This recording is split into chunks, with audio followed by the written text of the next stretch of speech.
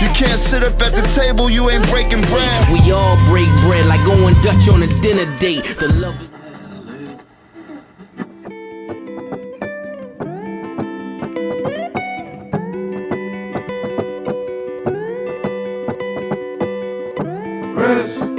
I never thought it'd be this.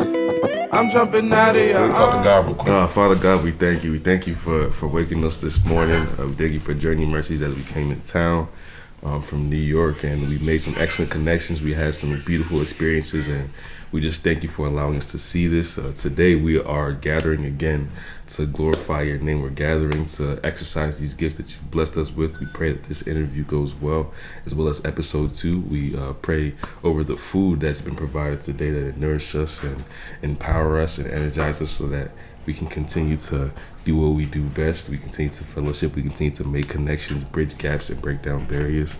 I thank you already for what I know is going to be an excellent Sunday.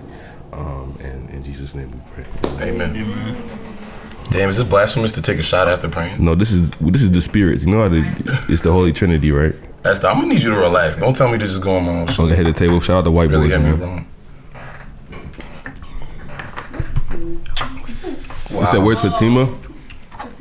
Wow, I'm fucking with it. I'm fucking with it. Turn this around. Yeah, I'm fucking with it. 10 we don't even need these anymore, right? I guess not. So give me that. I never like to stack shot glasses, but fuck it. These bitches stay stacked in this house.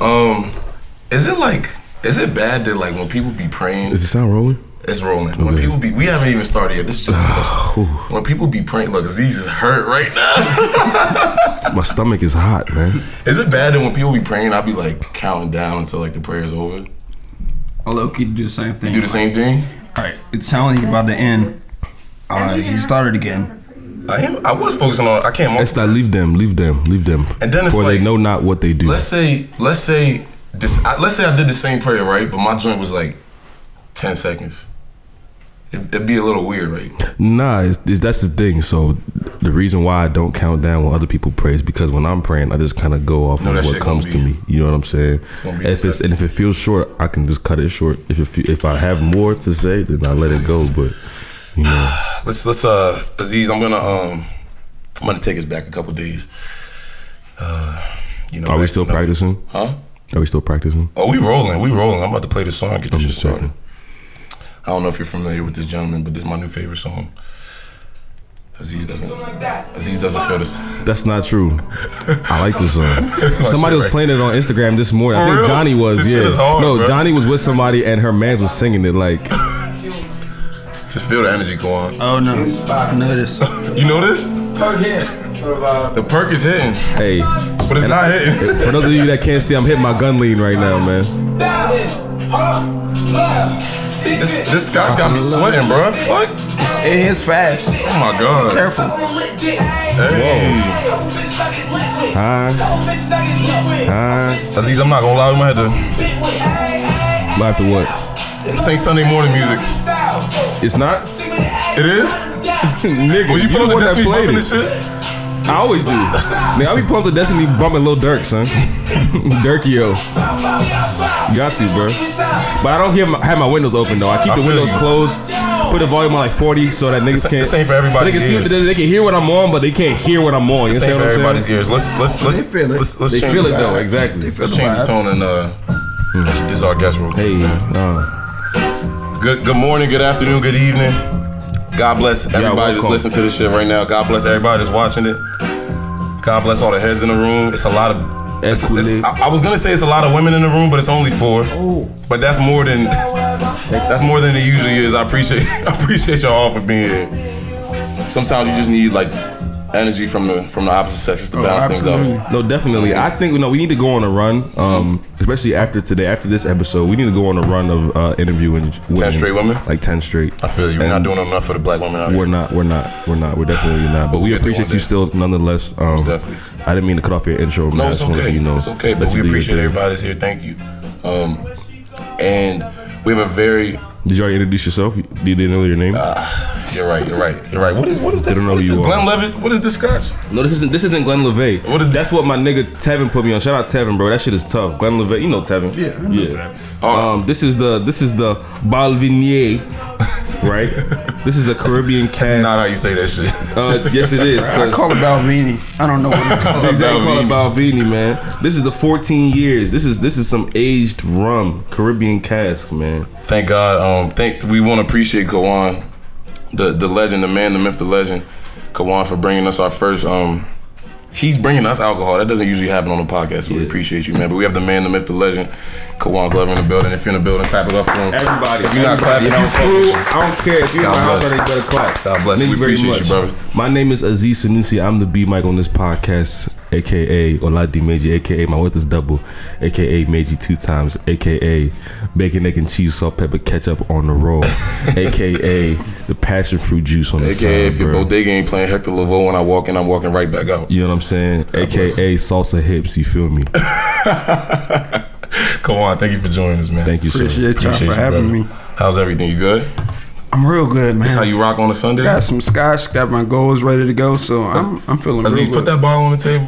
This how you rocking on a Sunday, man? Absolutely. How are you? How did this come about? What is this? Is this just sitting in the crib? Like what? Yeah. Really? Sitting in the crib, like when I feel like I'm about to do something powerful, like break out the scotch, celebrate before and after. Okay. You know what I'm saying? Mine is celebration before. Yeah. It's always the small gifts that keep you going forward. So scotch is my thing. I'm a drinker for all things whiskey. So okay. I bring top notch to break bread with. I appreciate. I almost cried when this brother walked in here with this bottle today. So I really want to appreciate you, man. It shit touched my heart. Thank you.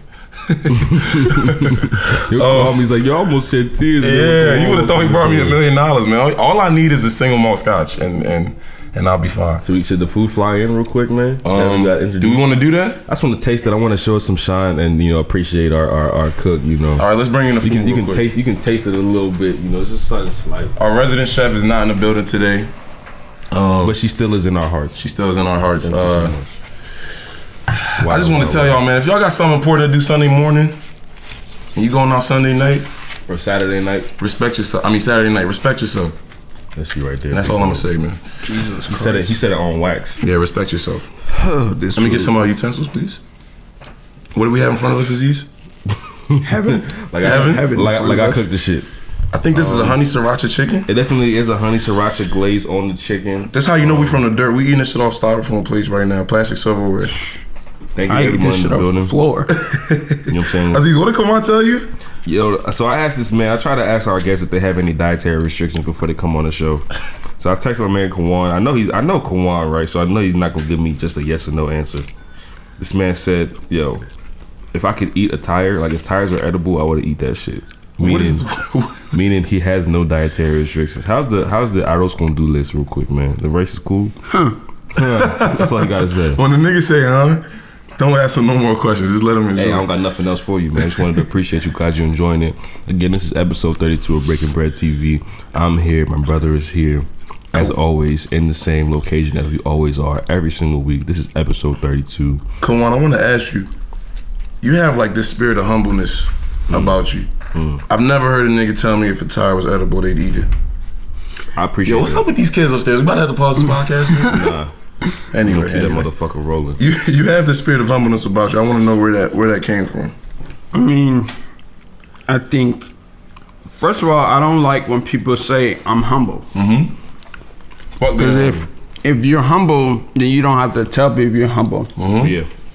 So I make it a priority for me and the people I'm around just to operate in your truth, be authentic. You don't have to go around bragging that you got this or that, or you're humble, or people get braggadocious and you step away from your truth. So like now I'm operating in my 100% truth, and people call me humble. That's fine. I never say or agree or just be like, yeah, I'm humble. I'm just stepping into my truth, and like I don't care what anybody thinks or has to say against me. That's just who I am, who I've become, not necessarily who I always was. So how did you become that person? Long story short, since 2014, I've had a stroke and 3 brain surgeries, and when you get that close to death, y'all start having lunch together, and like I'm like, I'm not I'm not ready yet. We gonna start having lunch together, you and Death, huh? Yeah. So like he comes knocks on your door like, hey bro, I think this is about it. We still on for today? I'm like, nah. I want to preface this real quick, man. So y'all might not know, right? This podcast is gonna be different from what we've done before. Don't fret. You know, everybody here is in good spirit. We're okay. Big fact. But life happens. Life happens to people, and I think that we'd be doing you a disservice if we weren't as forthcoming or transparent about what we've been through on this podcast. So with this episode with Kawan, I just encourage the listeners to, really listen intently. Don't play this on your commute if you're not listening. Don't play this in the background. Well, play it on your commute, but then I want run you it to back. play it, but run it back. It's gonna be some gems here, man. This brother has a story to share. He has a lot of gifts to offer the world, and we're giving him the platform to do that, man. But I love when Aziz gets in his therapist bag. When the therapist voice come on.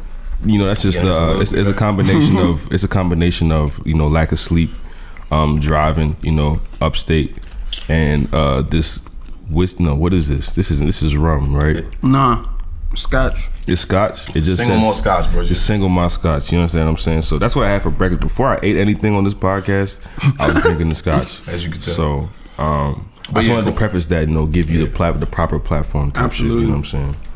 But yeah, go ahead, bro. So yeah, continue. So you've been through a lot in terms of health wise. Yeah, and that led to a lot of. You got arrows gonna do this on you. My bad. You step up, but like that journey took place over 5 years, and I want to say it's more of a spiritual journey than anything.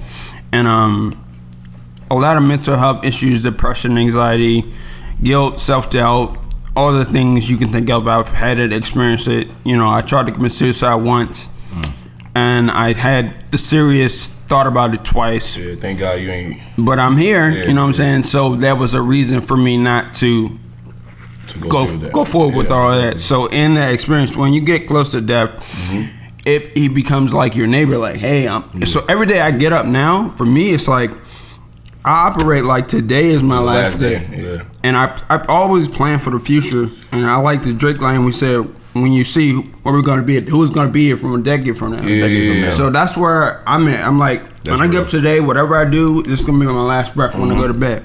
But I also make plans for the future. So I'm okay with whatever happens. Yeah. And the way it happens, and my journey happened to help other people see that they don't have to go through everything, because I'm here to help other people. But it taught me a lot, and it made me realize life is short. Like the short as shit, but it's long. But it's long. You got all the time in the world. Like everybody always says, we all had the same 24. I remember like when I was younger, probably like 12, 13, growing up. Appreciate you. Growing up, and it's like, you remember the time like when you that first day you woke up and you realized like you're not gonna be on this earth forever. Like the first time you encountered like an existential crisis. Yeah, like, because like you started thinking like, damn, okay, I'm 15 now. Yeah, as a child, the first time that you really, it sends you in the panic mode. Come in contact with your mortality. Yeah. That's why they teach you how to drive at like 15 and change, and like learn how to swim when you're a baby, because as life goes on, you start to become a lot more cognizant of how mortal you are and how like much danger is out there. And look, he's got honey sriracha on his joint. I know, I just flicked that joint. I just want to let you know. It's okay. But yeah, you realize that shit, and that like, I remember like that fear could either like cripple you or it could like breathe life into you. Like the realization that you're not gonna be here forever. Like these days mean something. These minutes mean something, and you can't treat them like they mean nothing. And because I had so many brushes with death, that fear or that anxiety that people have with thinking about death or accepting death, that was out the window with you. It doesn't bother me anymore. Like I could die right now. Yeah.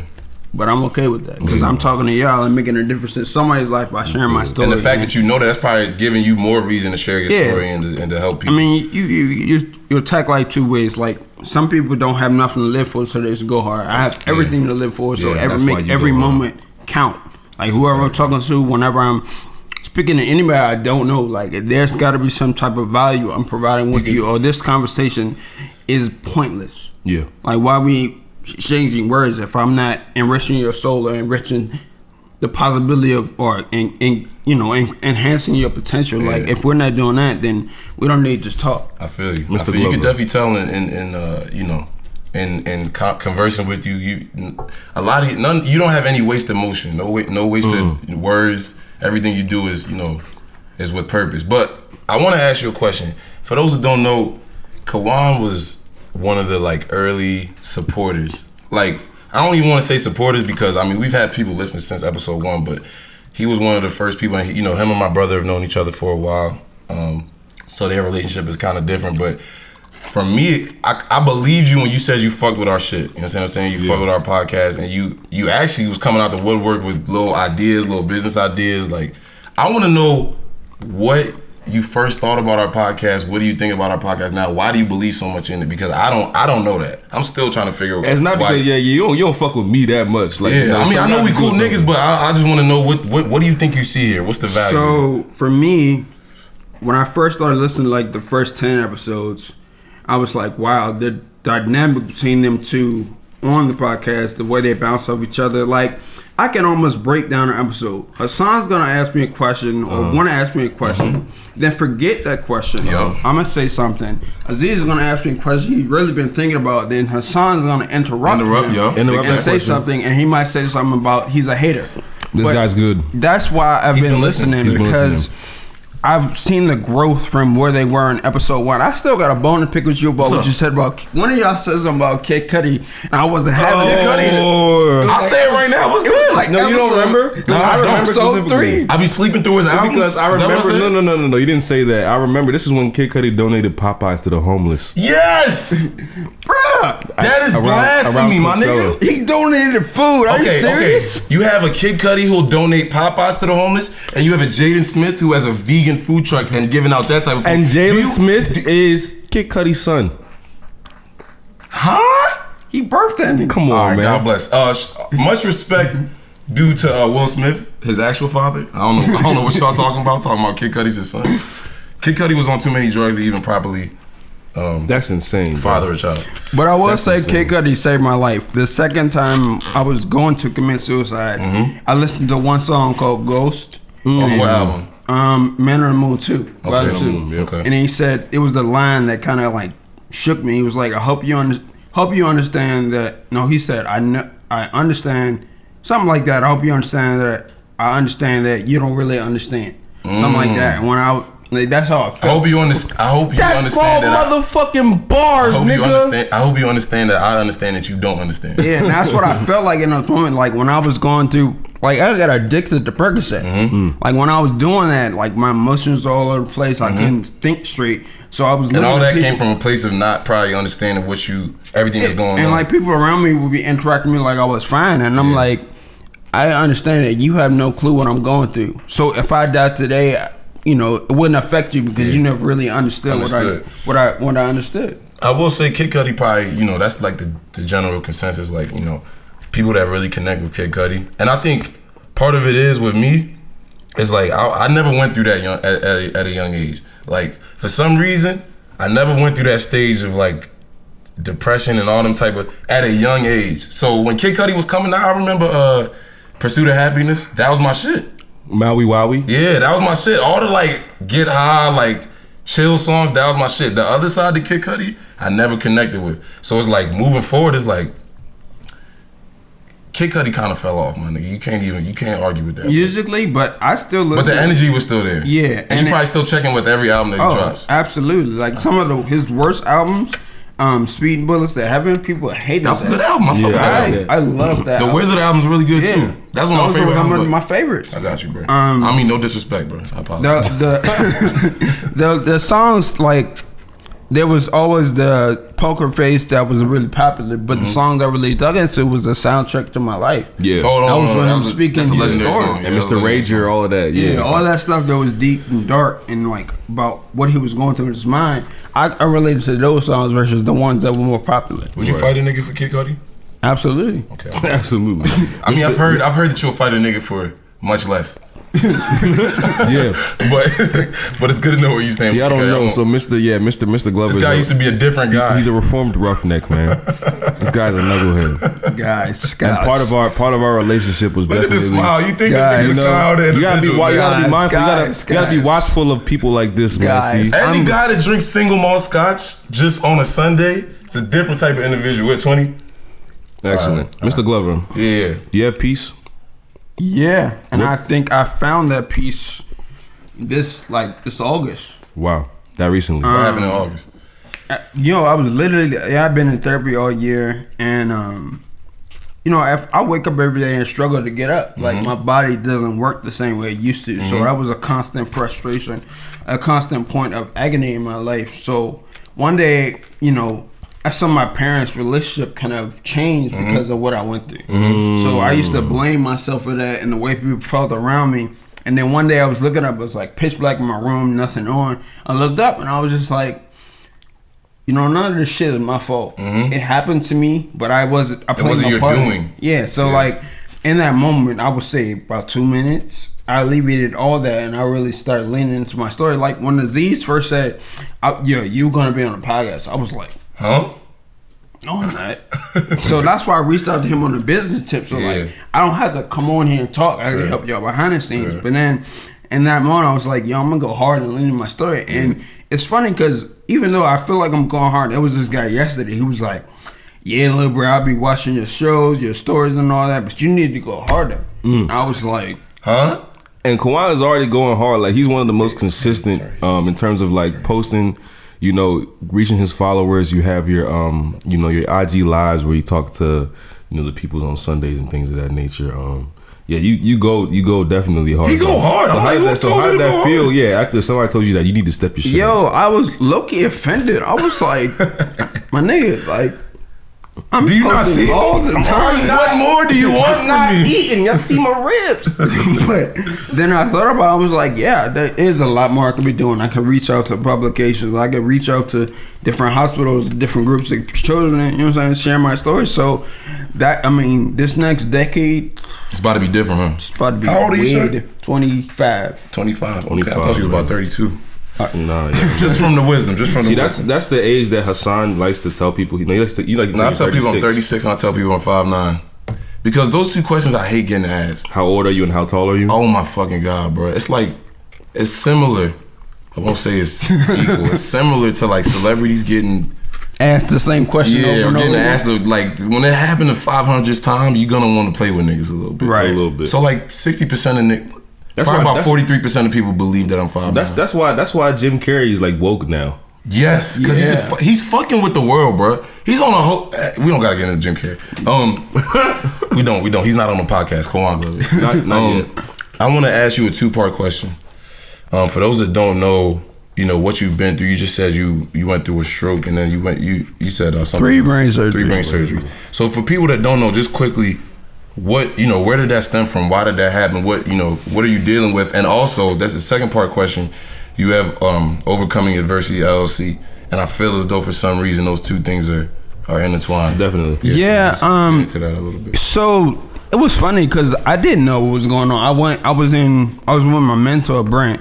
And we were working in the basement on some finance stuff. Shout out to Brent. This is Brent from BVE. Yeah. Bold Vision Enterprises. I'm not familiar with Brent, but shout out to Brent. Yeah. So I was writing some notes down or something. He looked at me and was like, "Dude, are you okay?" And I was on a regular day, like just a regular Wednesday. And I was writing down something, and I started talking, and I was like, and I couldn't get the words out. So he looked at me and he was like, "You need to go to the doctor." And I ignored him. I was like, "No, I'm not leaving. I'm getting paid today." Because Kawan goes hard, man. I'm getting paid today. So he was like, "All right." He went upstairs to get his wife. And if you ever seen like a black mom, all they have to do is look at you and they know something's up. It's a full diagnostic that happens in like 3 seconds. Right, and they did a head tilt, and she was like, she fell down. She was like, "You need to go to the doctor." I know. I was like, "Yes, ma'am." And got up immediately. When Brent was talking, you said, "Fuck that." When the white black woman said something, I was out of there ASAP. Yeah. And then I went to the doctor. He sent me to the hospital because my arm was drifting, my speech was slurred. And I waited 6 hours in the waiting room, and they told me there's some type of lesion on my brain. Maybe a couple of days later, my vision went blurry and started getting dizzy. And the doctor told me that it was a cavernous malformation, which is a group of blood vessels, and it was sitting on my brainstem, which is why my motor functions was all messed up. Right. And we still don't today know what caused it. I'm actually going to interview my first doctor next month to figure out what his interpretation of the situation was. But I don't know where it started, but I know I had some part to play in re-aggravating it to cause the stroke. Oh, really? Because I got the surgery August 15th, 2014. That was the first surgery. I went back to school probably in a week. Oh. After the surgery, I was like, I'm not staying here. Y'all gonna be fucked up. Trying to get to the bag. Like That's you said why- before, you that's why get paid today. I prefaced this with this Kawan is a knucklehead, man. So I went back to school and, went back to life, went back to the Punch Out. Oh yeah, And then Punch Out, Block Show. Yeah, all that. You And was drinking. Yeah. Oh, you a wild boy. So I went to, after it was somebody's birthday party, I went and I was slamming into walls, like not being able to be stable. Damn. And then when I went back up to my room, I was trying to figure out what's going on. I looked at my doctor's, like the papers you get when you When come get out of the discharged, hospital, yeah. and at the top it was like in bold letters. I swear to God, I almost fainted. Do not consume alcohol. And I was like, bro, I've been drinking all week. A week straight. So I marinated on that for a while, but I think The damage probably was already done. it was already done. Yeah. It was already done. And you probably wasn't even because I'm pretty you know when you leave the doctor, you supposed to read them papers. You ain't even read them papers. I didn't read. It was those back to papers. regular life. I think I threw them in my drawer somewhere. Yeah, as niggas do, because I'll do the same shit. I'll do the same exact shit. And it was like, I opened them in that moment. I was like, all right, I'm gonna live a straight life. I'm gonna be good. And then probably I returned to school for a month. And that night I came back. I had a headache for 13 hours. Damn. I threw up water. I lost my vision. Damn. My whole right side of my body like shot. Damn. Crazy. And I was like, I called my parents and I was like, yo, I think I'm having a stroke. Yeah. I called the ambulance and then everything started. So that was the first humbling experience when like you come from, I was in Maryland, I was boxing, you know what I'm saying? Yeah. I was an athlete, I was lifting weights. Oh, you could probably teach me some things. Oh, I could. Yeah. We could do that. We're gonna talk. But Niggas keep testing me out here. I swear to God, man. I might get my left hook one time. Especially this one. Look. I ain't even continue. My bad, bro. My bad. Nah, but then when I went to the hospital and like your dominant side doesn't work, Yeah. you can barely walk, and people look at you different. When you get a disability, I don't really categorize it that. I just do things. I'm able to do things differently. Yeah. But when people start looking at you and you used to like people, They looking at you like you different. yeah, Pretty much. like you're an alien. Yeah. Like you don't matter. Like Yeah. you're in my way. And I've heard people like when I used to get on the bus at school and I would trip, people would like laugh and like snicker around under their breath at me, and I'm like, if I got to punch at you, I would. You would. And you would connect heavily because you still can do this. You're trained. You're trained. It'll be a bad day for you. Yeah. But Some people give you a piece of their mind, but Kawan Glover give you a 2-piece Instantly. But he will. instantly. But that happened. Then I came out of high school. I came out of that. Went back to school. Recovered a little bit. Got back into work. That summer, I watched Sons of Anarchy, and I cried my whole way through that summer. I never seen that. I've never seen that show. Good show. It seemed like Bikers. yeah, it's just too much white boy shit. It took me long to watch Breaking Bad. So yeah, it took me a long time, bro. Something about a middle-aged white dude. First of all, you have to understand where I grew up. I grew up in Carroll County. My high school was 97% white. So when I left that shit, I wasn't really trying to Left go it back. behind. Yeah, I know mad. All my teachers was Walter White. Like, you know what I'm saying? One of them probably actually was Walter White. So I was trying to get away from that shit. But what did Sons of Anarchy do for your summer? I think How did it that was, change your mindset? It actually exacerbated what I was feeling because at the end of the show, spoiler alert, the I ain't watching guy, that shit, so old, it's all bro. good. It's old. the guy kills himself, Wow. and it was like that could be you. Wow. And then there was a voice in my head like, that should be you. That should be you. That should be you. And every day I would just lay. I didn't even go in my room that whole summer. Damn. I laid on the couch and just cried. And then I got an internship, so I kind of snapped out of it. But it wasn't an instantaneous change. It was like, all right, this is my chance to really do something with my life. And then, It's never instantaneous though. yeah, and then we went to the doctor to get my normal checkups. And our doctor came in, he sat down, he looked around the room, and he was kind of like I don't, about to get like some that bad face, news. like I don't know how to tell you this, Yeah. but like he was like, it's back, and it's growing faster and bigger than it was. And my mom and my dad was in the room. My mom just broke down. Yeah. So we done in- been there. We done been them conversations is hard to have. Like them it's nothing like it. It's nothing Especially like when your parents are in the room, Yeah. like, damn, Yeah. like you couldn't have pulled me to the side and Yeah. told me this. So Yeah. when I saw her cry, I didn't hesitate. I was just like, so What do we gotta do? Yeah, like sign me up for the surgery right now. And then my parents kind of looked at me like, Are you sure? are you sure? And I was like, sign me up. Let's pick a date right now. So, October 1st, we had the second surgery. They went through my nose. They broke a bone in there, drilled a hole, and like dug to the back of my brain. Damn. And in the hospital after the surgery, you know, they turned my brain up. So my face was like, my lips were like black. There was no blood flow. And I had a strange dream, like. Then a surgery. Yeah. I want to hear about this dream. So I came to myself and I was kind of wearing a jean jacket and a hoodie, and I looked at my hands and everything was working. So I could like do whatever I wanted to. But then two-piece nigga if you wanted to. Yeah, I could. And then it started to rain, and then the rain turned black. And then as I floated up, I lost form. So I became like, you know the signs in the bathroom? Yeah. I became float, but the rain never hit me. And before I got out of the frame, it's like a hand came down, was like, You still here. And then, oh no. And then I woke up and I was like, shit. Damn. And at that point in my life, I was like ready to, like, I was like done. Yeah, like I remember that was when, what's that song? Plastic Bag. I was listening to that on repeat. Future and Drake. Yeah, that was around that time, and I was like, I'm done. I'm done with it. And then I woke back up and was like, fuck. Yeah. So now I got to deal with this. And in that hospital, they gave me fentanyl. Okay. What? Yeah. Yeah. And there's like heroin on steroids. So I was literally in the office like, please shoot me up. Please shoot me up. And it crushed my chest. So I couldn't breathe, couldn't talk. The fentanyl. Yeah. It's a dangerous thing. And then after that, they gave me Percocet on the regular. And then when I left the hospital, went back to school, I started, I kept the Percocet on the regular rotation, but I also added promethazine. Jeez, so that was from the plug, or that was from the doctor? I would like barter for people's prescriptions, all that type of shit, and I would carry it around, put it in the refrigerator. So it's been a long journey. Yeah, and at the end of that year, I kicked everything cold turkey. Amen. That was just a day you woke up. You was like, I can't do this. Yeah, I looked at it and I was like, yo, these pills, they're not getting me further where I want to be. So after that, I kicked it and I went to school, graduated. 2 days later, I started working. Everything was going great. I was seeing you in Sork all the time. Yeah, bro. I was on it, and then it came back, and I was like, "Yo, what the fuck do I gotta do to deal with this shit?" Yeah. But sometimes, like you said, you gotta relinquish control of some of that shit. Yeah, and I was like, "Bruh, this makes no fucking sense." And then this time, I lost feeling in my face. I lost control of my right side. I lost the ability to really walk without falling. I was like, yo, I'm tired of this shit. But, you know, I started to go GoFundMe. I raised like $90K before the surgery. So, you know, I had a lot of people helping me out. It's incredible. And that was one of the things I first noticed, like, just the support.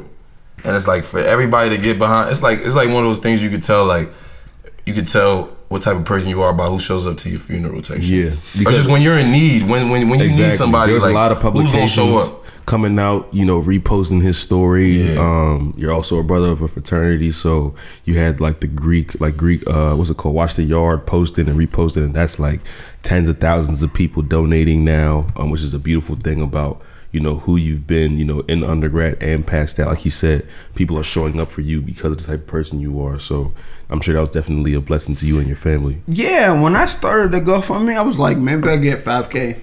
And then I looked, the first 2 days, I was at 50. I was like, wait a minute. Yeah. And my dad was like, wait, you're getting money? That's real money? Yeah. And I was like, yeah. It's real money, Pops. So we went to look for doctors. Went to my first doctor. He was like, I don't feel comfortable performing this. Went to, I'm not going to say his name or the hospital he's at, but I went to a doctor, and I hope you see this. Fuck that nigga. Like, he came into the room, looked at me, looked at my parents, looked back at me, looked back at my parents, and was like, if he doesn't get this surgery in like 3 to 6 months, he's going to die. And then he said, I'm not comfortable performing the procedure, so I'm going to send you to radiology. Wow. Like, bro, why would you tell me that if you're not going to do it? If you're not going to do it. Like, you wasted my time and you putting extra stress on my family. Exactly. So, to hear that news. I hope you see this. Bitch, and I'm doing well. Now, we going to send it to him. We pulling up, matter of fact. I'm doing well. I know you know where he's at. We pulling up. Oh, absolutely. Monday morning early. He's close to you guys, but that's all I'm going to say. He ain't close to me. He close to Pops. So, I ended up, we went to see a doctor in New Jersey, the first doctor, after my first doctor, and then we went to that other doctor. And they're all, it's funny how life works out. All three of those doctors ended up meeting at the same conference, and they all decided on the one guy, and the insurance you know, at first he didn't take my insurance, but because all the doctors decided we had tried it. And you already been through all 3 of them already. Yeah, so the insurance ended up like at the end of everything, my medical debt was $1.2 million. Damn. I was like, man. Bro, this is the human brain we're talking about. What? I was like, bro, I don't know how. And the crazy part is the most expensive thing wasn't the surgery. It was a consultation. It was living in the hospital. Yeah, they charge you $16,000 a night in an ER. I was in $7,000 in a regular room. Kids, get your health insurance, bro. $30 for a Tylenol. And I remember for one time, Tylenol, bro. I brought my. You gotta take 2 every 4 hours. That's what I'm saying, bro. I brought my own Tylenol, and she was like, "I wouldn't do it if I was you." I was like, "What do you mean?" She's like, "Oh, we got something for you." Yeah. I was like, "Okay, I'm gonna just take my Tylenol and be good off y'all." But you know, after all that happened, it just totally changed my perspective for a while. I was able to see, but people don't realize the hardest part is not going through the surgery. It's like after. I laid there and just went to sleep. I woke up and things were different. It's after. Yeah. But it's like going home and realizing, oh shit, people go back to their regular lives. You're not getting loved like you was when you was going through it. You by yourself. People go back to their regular lives. That's a real thing. You're not getting loved like you was when you was going through it. That's a real thing. That's a fact. But that's also acceptance though, because I mean you can't. Not that you can't expect them to, but it's like. They do have lives. And I think after a while, I was just like, I mean, it makes sense. They was there when you was going through trying to get the surgery, but like people. And they probably thought you was good, to be honest. They probably was like. Because when I came out, I wasn't talking about it. Like I was. But it was really a struggle. My girlfriend at the time, Sydney, she really was my rock. Shout out to Sydney, man. But it was hard, man. I was depressed. I was like, yo. How am I supposed to come back from this? How am I supposed to get back to where I was? And like, I was lost. So we have overcoming adversity. How did you get over that hump of being lost? And I feel like, and I keep bringing this up because I feel like, or unless this was there before, you know, your struggles. So how did that tie in? Because I feel as though like a life experience happened to you, and you felt compelled to do something. And this is what came out of it. Yeah, because during that time, people helped me emotionally, physical, financially, spiritual, whatever you want to call it. And I was like, I have to find some way to pay that forward. People helped save my life, so let me help save theirs. Yes. And in January this year, I was like, I need to make a company out of this. So I put together this company, but I was still in denial about where I was. Like, overcoming something is not an instantaneous thing. It's a life journey. So I am not saying if you work with me or I'm completely over it. I'm just getting myself to a better place, and that's what I want to do for other people.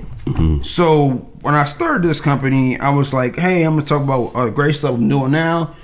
Nobody cares about this shit. They don't. Like, they really care don't. about what you've been through and how you got through it. And they also care about how it affects them. Yeah. You know what I'm saying? A lot of this shit is like, your story's cool, but how does this relate to me? Yo, I remember the first sale call I had. I was like, hey, I've been through and he was like, cool. Okay, so what else? Yeah, this is a real question. Yeah. I was like, what do you mean what else? This is what I got. He was like, so why do I need your services?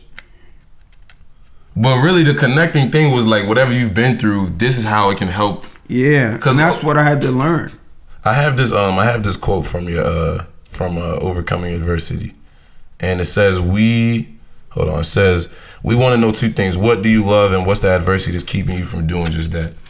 Yeah, because a lot of times people have things that they want to do, but they're letting a story that they made up for themselves. They're letting a block in their life journey. Yeah. Constrict them from achieving that victory in their life. Yeah. You know, they're making excuses for themselves. Yeah, like a lot of people say, I can't do this. And then my question to that is always, who told you that? You. And they be like, well, I just thought, and I was like, you told yourself that, yeah. So like, what are we really talking about? Yeah. Like, I feel like if you want to write a book, why aren't you writing the book? Why are you talking to me about writing a book? Oh, because I don't know what I'm gonna write about, and I've never written a book before, and I don't know how long it's gonna be. Like, fuck all and that, all just the write time, this shit. And at the same time, you're gonna give people a lot of game. I'm sure you've even, with your experience at Bold Vision, you've consulted and advised a lot of people, but you give niggas the game all the time, and they do what they will with it. Sometimes that is absolutely nothing. You know what I'm saying? So I can imagine like you having some frustration. I mean, naturally at the end of the day, you get over it eventually, but it's like you're coming to me for this service, right? And I'm telling you, it's transparency. It takes a lot to share your story, to share you with people, and people will take you and discard it.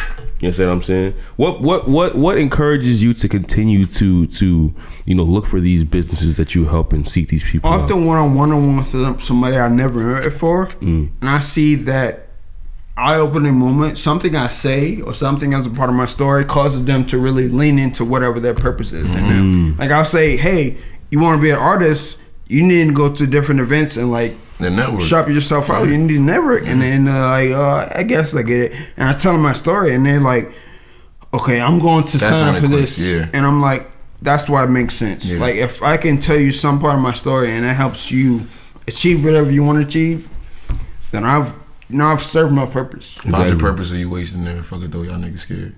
Who said that? Fuck it though, y'all niggas scared. Nipsey, man. Yeah. It just so happened. God bless Nipsey. I feel like me and Kawan, we talked a lot about Nipsey? Victory Lap. Yeah. Bruh. A lot of Victory Lap. I called Aziz that day. I got back to my house. I was like, bro. Wait, where did your African descendants come from? Bruh. This nigga accent is so strong, bro. You called Aziz when you got to your house and said what? I said, Aziz, what has happened? What is going on the West Coast? Can you imagine this is real? It's real, bro. And he was like, yeah, bro. Like, I've never seen sadness. This nigga really sound Nigerian, bro. I've never seen sadness like this. He was like, yeah, bro. Bro, it's real. He called me. I was crying. You talking about the day he passed? Yes. I was in the middle. I was in the middle of fucking Ameke's little dinner party shit. Yeah. Beautiful people around me. I had some wine in front of me, 4-course meal. Enjoying your life. We was shooting for Blue Lotus. Yeah. Me and Antonio. That was a rough day, man. But that nigga, he said something real. Find your purpose or you wasting it. So let me ask you a quick question then, and I think we're right. Oh yeah, most definitely. We're on the same page. Last question is that obviously second to last question. Of course, it's the second to last question. See, there it is, brand recognition. This is a very consistent show, episode 32. So you have clearly been given a reason to be here. You had a lot of close brushes with death, and your health is something that you're still battling with to this day. But I want to know what is the need of the world that you're trying to satisfy with, the gifts you've been given, the platform you've been given, the support you've been given. How are you utilizing that to satisfy a need of the world around you? The reason I share my story is I can relate to people that may have experienced those things. A lot of times people get caught in depression and anxiety because you're focusing on what ifs and I wish, regret and what's possible in the future, fear of the future. So I use my story to encourage you to embrace the current moment, like stay present. Like tomorrow may never come. I always say to people, do it, whatever you want to do. If you have a passion, mission, or story you want to share, do it now, because later may never come. Like I may not wake up tomorrow, but I was on this platform. I was on my shit today, though, and that's all that matters. That's all that matters. Yeah. So my platform gives me the opportunity to get people to embrace their present, and people like, oh, what if this happens? So, I mean, you could go get in your car and be parked and get hit by another car. Yeah, wouldn't even be you. Yeah. So like my experience allows me to give people the insight and to accelerate their healing, their point of, they take their point of trauma and make it a point of triumph. Everything that's happened to me, I'm gonna say that again. I'm gonna take my point. Camera too. Talk your shit. I'm gonna take my point of trauma and make it a moment of triumph. Everything that's happened to me used to be a negative, but now I see it as a gift, and I want to give it to the world. So that's how I use my story every day, no matter what the interaction is. And I just feel like everything that happened to me, no matter what I did in school, it was always brought me back to this.